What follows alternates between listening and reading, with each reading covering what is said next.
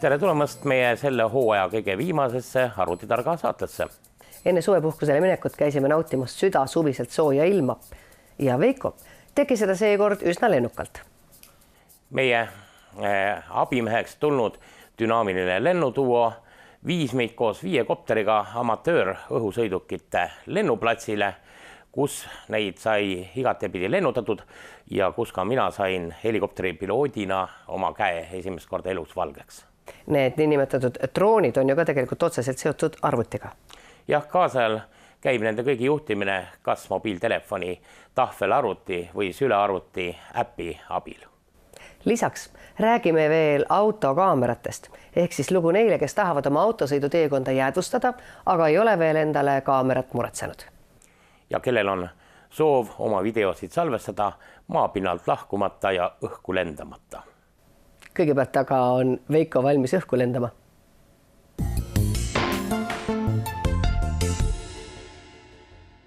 Neid põnevaid lennuaparaate, droone või väikseid helikoptereid on meil tutvustamas dünaamiline lennutuo Glen ja Enn.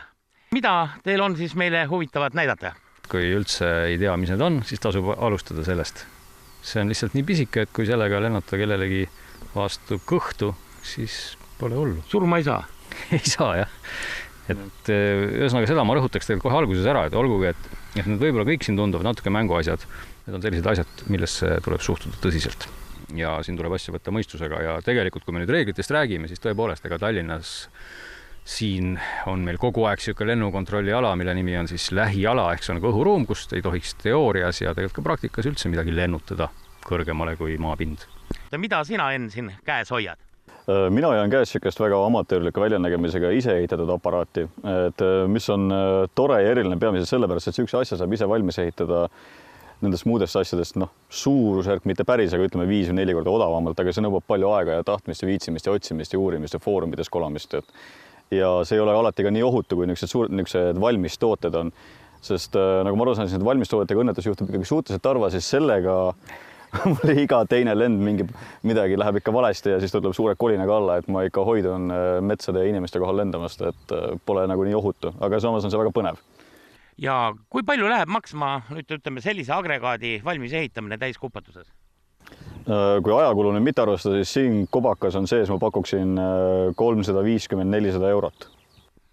Ja Glen, näita siin meile mingit suuremat riista ja räägi nende hinnas ka. Kõige tuntum ilmselt nendest on siuke asi nagu Parroti AR drone. Karbist võttes küllalt lollikindel aparaat, teeb ka sellist mitte siis Full HD, aga HD videot, siin on kohe kaamerad, siin ees on üks kaamera, põhja all on tal veel kaamera ja seda saab siis juhtida ütleme nutiseadmetega. Siin muidugi peal on veel näha selline punane julla.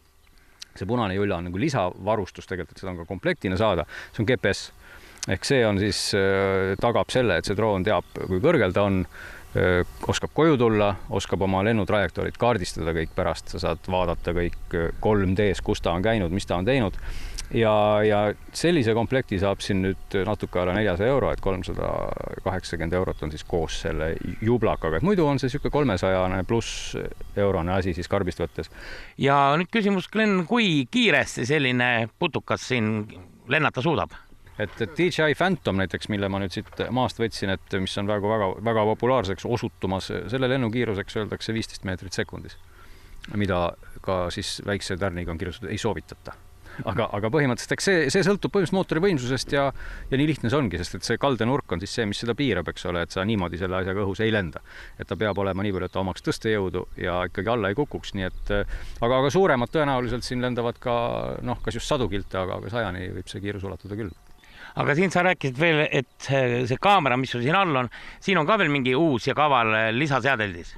Et muidu ta siin all tolkneb lihtsalt niimoodi lõdvalt ringi, eks ole, aga siin on siis 3 mootorit ja nüüd, kui see aparaat sisse lülitada, siis ta nii-öelda kalibreerib selle asja natukene ära. Natukene siin võib-olla klõbistab seda, ta on isegi praegu rahul peaaegu, mingid väikseid nõkse. Ja nüüd ta hoiab siis seda sensori või objektiivi osa kogu aeg paigal. Et drooniga võib teha igasuguseid asju, tuul võib olla kõva, droon võib õhus igatpidi hüpata, aga see pilt on paigal 0,03 kraadise täpsusega. Ja mis sellise hind on kindlasti ka paljutanud huvi? 1200 on nüüd siis Phantom 2 Vision Plus ja siin sees on siis tegelikult kõik asjad, üks aku, kaamera, Full HD video, 14 megapikslised pildid, siin on kahepoolne side, telemeetria käib üle Wi-Fi, siin puldi küljes on veel nagu näha väike Wi-Fi repeater, mis siis 700 meetrini seda Wi-Fi signaali venitab ja siis juhtimine käib tegelikult läbi raadioside, mis siis on ka umbes sinna 800 meetri kanti, et antud relv oskab tulla ise ka koju, kui midagi halvasti. Aga seda kõike tahaks ikka praktikas näha. Nii et kuidas öelda, tõstame stardilipu ja paneme asjad lendama.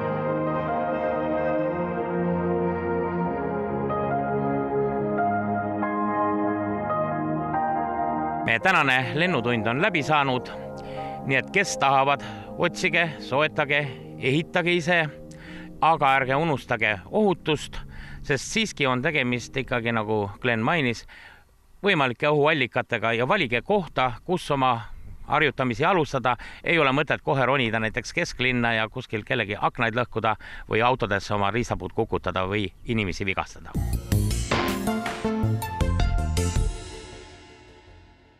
Sellised lennukad filmikaadrid siis. Kes aga tahab salvestada oma autosõiduteekonda, kuid ei ole veel endale autokaamerat muretsenud, siis tasub vaadata meie järgmist lugu. Seal vaatame, kuidas valida endale autokaamerat ehk autovideosalvestit. Miks see hea on peale lihtsalt põnevate sõiduvideote tegemise?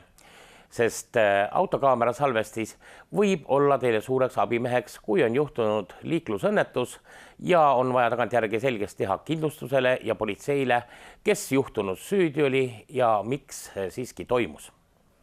Kuigi põhjusi, miks autosõiduteekonda salvestada võib olla teisigi. Jah, sellest võib ka saada väga rikkaks, nagu mõned, kes näiteks seda Tšeljabinski suure boliidi langemist suutsid filmida ja oma videosid oskuslikult uudisagentuuridele maha müüa. Igal juhul on autokaamerad muutumas aina populaarsemaks ja nad on vägagi kättesaadavad. Jah, raha ei ole vaja sugugi palju selleks, et alustada.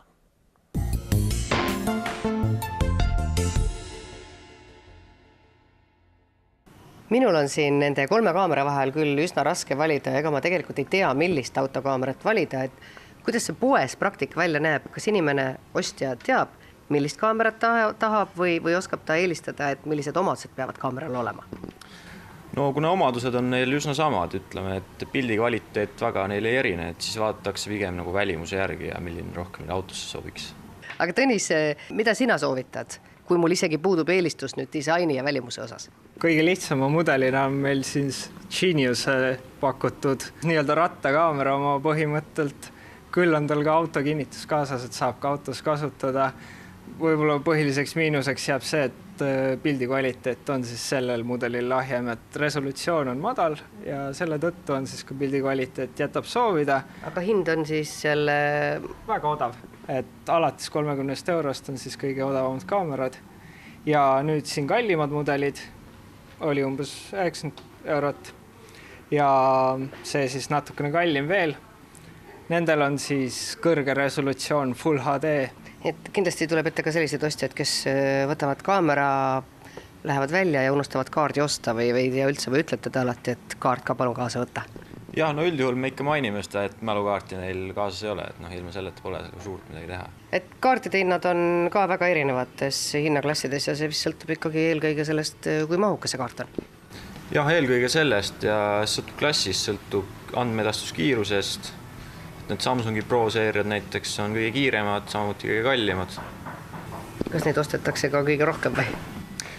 Ei, kõige rohkem ikka neid ei osteta, sest üldjuhul tavalisse nutiseadmesse näiteks ei ole mõtet osta kõige kiiremat, kõige kallimat kaarti. Ja kui ma nüüd võtan selle kaamera siit, siis millise kaardi peaksin juurde võtma? No see peaks olema kindlasti klass 10. Et siia väga suure mahutavusega kaarti ei olegi mõtet panna. Ja 24 tundi sõita, et siis seda kõike salvestada ei ole mõtet. Ja kui ma selle kaamera ja kaardi olen endale muretsenud, siis lähen siit poest välja ja pean nüüd ise selle auto külgi seadistama, jah? Defenderi mudelitel on meil olemas siis kaasas ka autolaadija, nii et ei ole üldse probleemi autos kohe tööle panna see seade.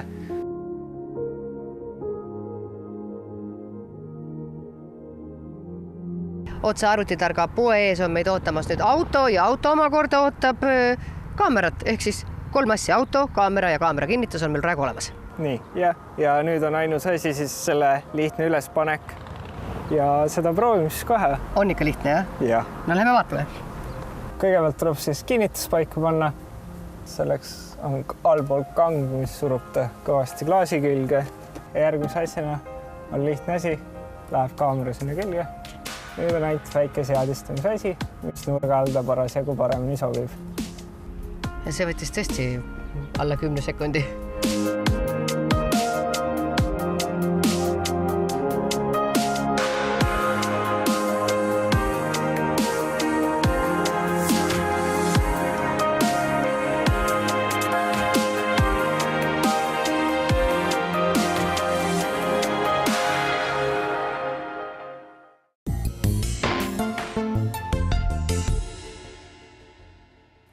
Selline oligi meie viimane saade enne suvepuhkust. Ootame teid taas arvutitargad saadet vaatama sügisesel hooajal ja kogu suvi oleme valmis vastu võtma teie küsimusi meiliaadressil tv@arvutitark.ee.